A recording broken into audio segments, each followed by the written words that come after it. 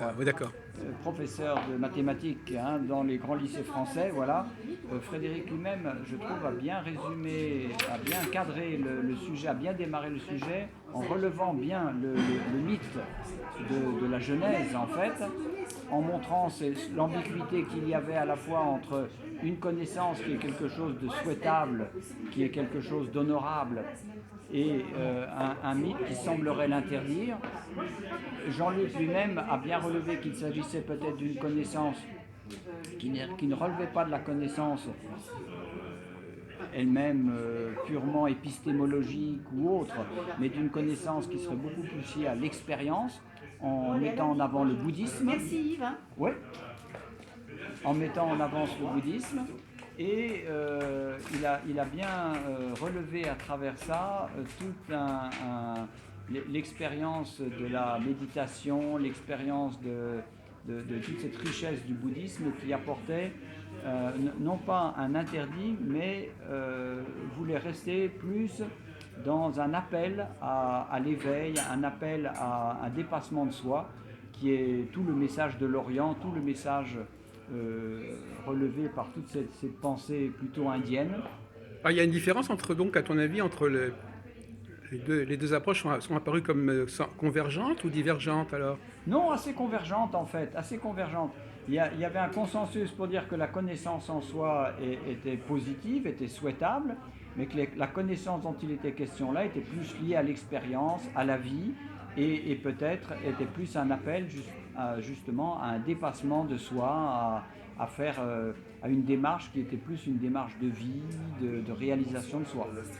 Donc, Alors, est-ce qu'il y a eu des différences qui sont apparues pendant le débat ah ben, il y a en tout cas la notion d'interdit, de péché est revenue assez souvent avec l'idée que la connaissance pouvait être quelque chose de pervers et que peut-être certaines grandes religions en ont mésusé, hein, et que cette connaissance, si tant est qu'elle ait été quelque chose d'interdit, elle était certainement une question à double tranchant, et que dans le débat, il y a eu cette ambivalence.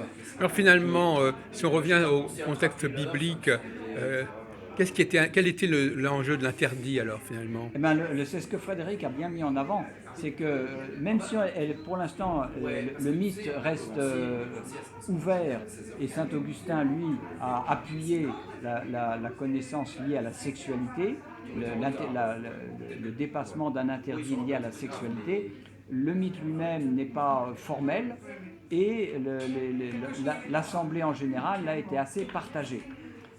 Personnellement, j'étais assez tenant d'une interprétation liée à la sexualité, à une transgression qui était liée, comme toutes les grandes traditions, on l'a rappelé aussi notre ethnologue, que beaucoup des traditions des ethnies primitives et autres mettaient